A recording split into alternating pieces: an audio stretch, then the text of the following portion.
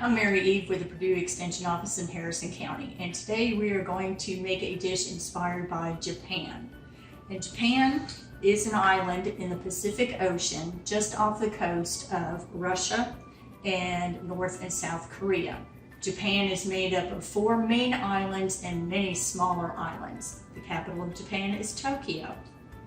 And this is the flag of Japan.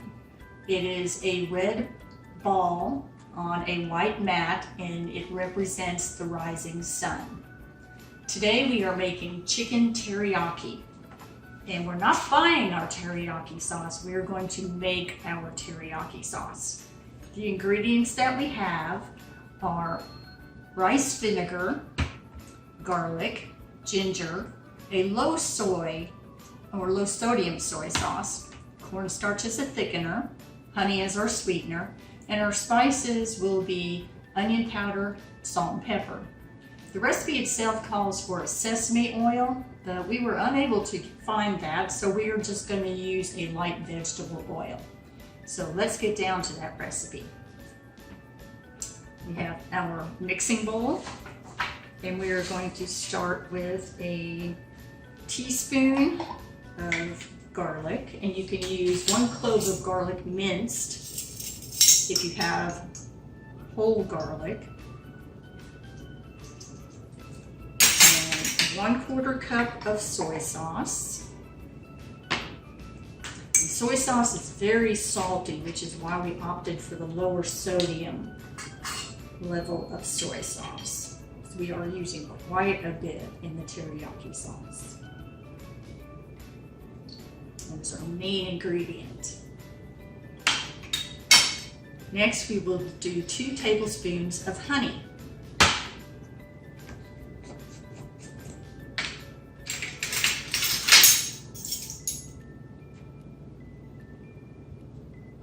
And this will help to naturally sweeten the sauce.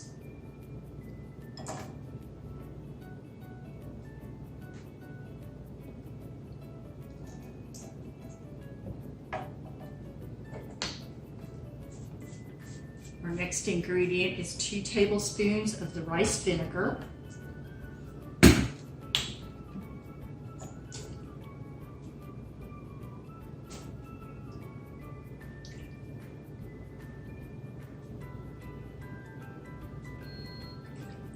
A tablespoon of cornstarch, and I'm going to use a dry tablespoon for that so I don't get any liquid in my cornstarch. Cornstarch is what will thicken the teriyaki sauce as it cooks.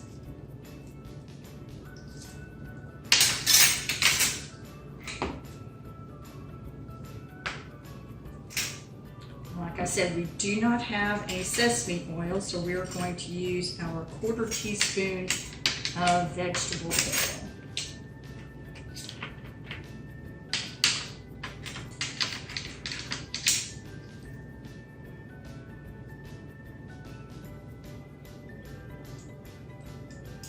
Didn't make any sense to buy sesame oil anyway for only a 1/4 teaspoon.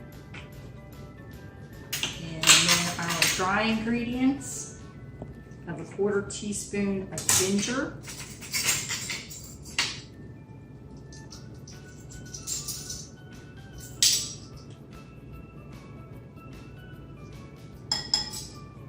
and a 1/4 teaspoon of onion powder.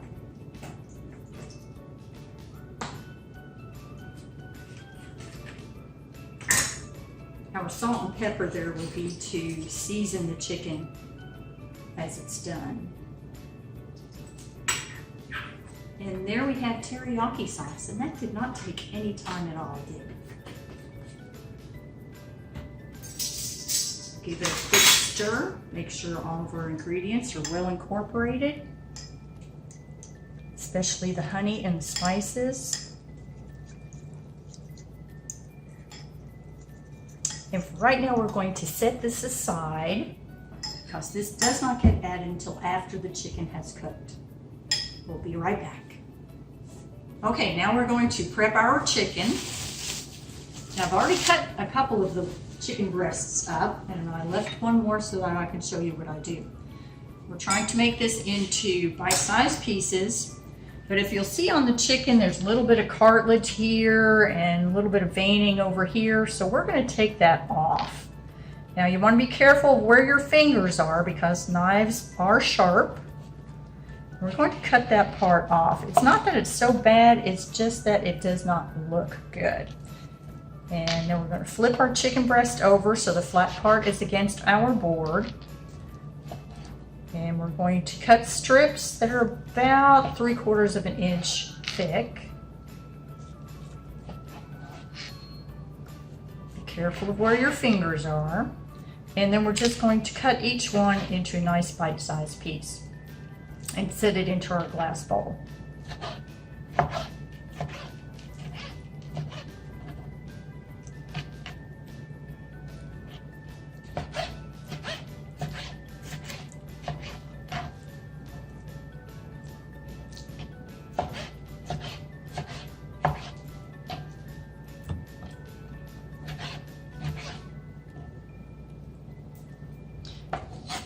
Throw out our part that we didn't want, and this goes straight to the sink. Of course, after you cut chicken, you want to go ahead and wash your hands.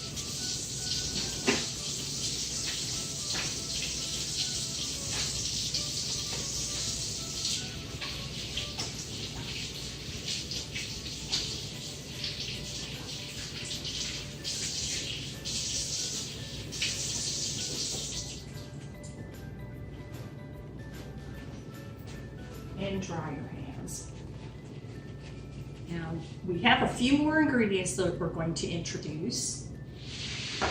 Over here I have some green onion, and I've already washed them and taken off the outer peel. And then we also have some sesame seeds. Both of these items will be used as a garnish after the chicken is done. So let's get over to the stove. Okay, we're going to heat our pan up to medium-high heat. And this will cook pretty quickly. I'm going to add some salt and pepper to our chicken.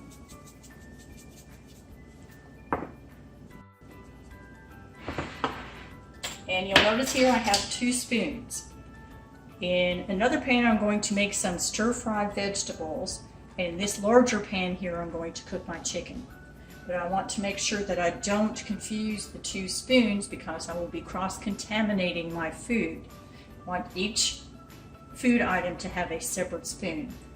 The 3rd spoon back here is for the rice that I have cooking in the pot in the back. Okay, we're going to put only 1 tablespoon of oil into this pan.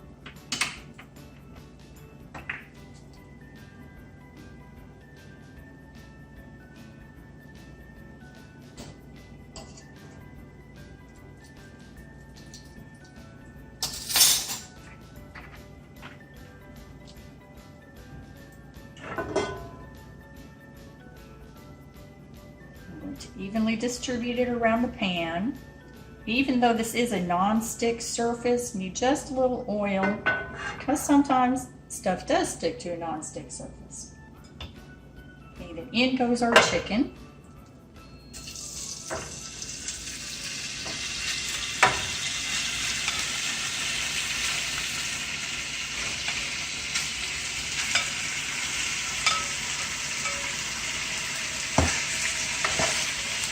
And this is 3 breasts of chicken. We get them evenly distributed around the pan so they cook evenly.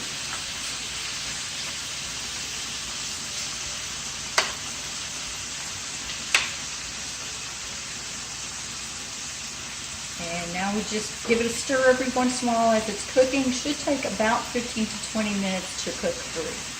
Here are green onions for our garnish.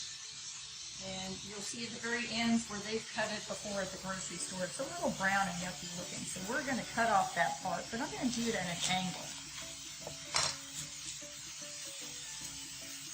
And by cutting these at an angle, it just makes them more interesting looking. You can cut them straight across if you like, but just something a little more fun and unusual. is not just at an angle, it's called diagonally. And we're just going to use the green parts. Once you get down to the white, you don't need that part. And you can use that in something else, say in a soup, or if you like, you can add them to the chicken. But this time we're just following the recipe and going to use this as a garnish. Okay, didn't take any time at all. And now we have it ready for when chicken. Okay, now chicken has become firm. There's no pink on there. And what I'm going to do is turn it down to a medium and pour on my teriyaki sauce. The teriyaki sauce, as it boils, will thicken. And then after it starts to thicken, I'm going to turn this down because we have some stir-fry vegetables that we're going to make as a side dish to our chicken teriyaki. Now let's get everything covered with our teriyaki sauce. And it's already starting to thicken. You can see it thicken along the bottom of the pan.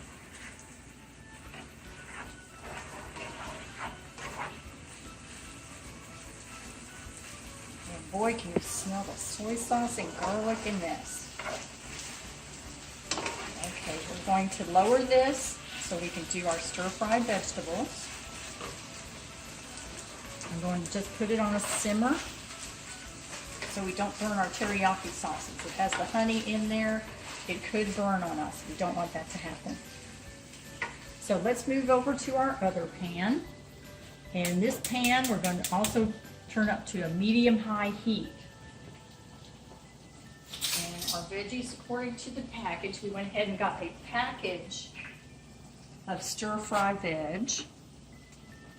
And according to the package, we need 2 tablespoons of oil. I'm going to have to watch this because this one is not a non-stick pan. This stir fry is a nice combination of cabbages and broccoli, carrots, pea pods, and kale. It takes only 6 to 8 minutes to heat up. We want to keep a bright color and not to get soggy. And this also comes with its own sauce.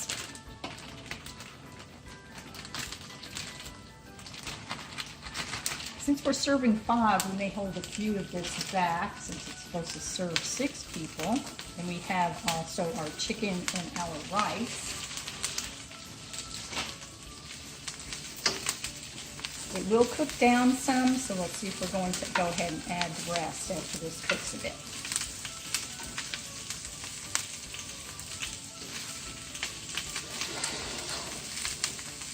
We're going to keep stirring this so it doesn't burn along the bottom. We'll be back in just a minute. Okay, we've cooked it approximately 6 minutes, and you can see how beautiful and bright all the colors have become on the vegetables. Now this packet also comes with a coconut curry sauce, which sounds wonderful. So we're going to turn this down to about a medium-low. And put in our coconut curry sauce. It's a little thick, but as it heats up, it's going to get a little thinner.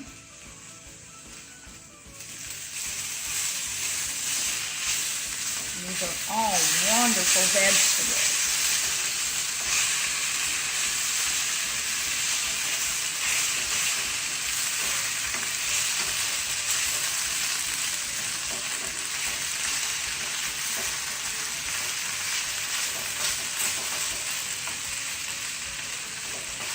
Okay, that took no time at all.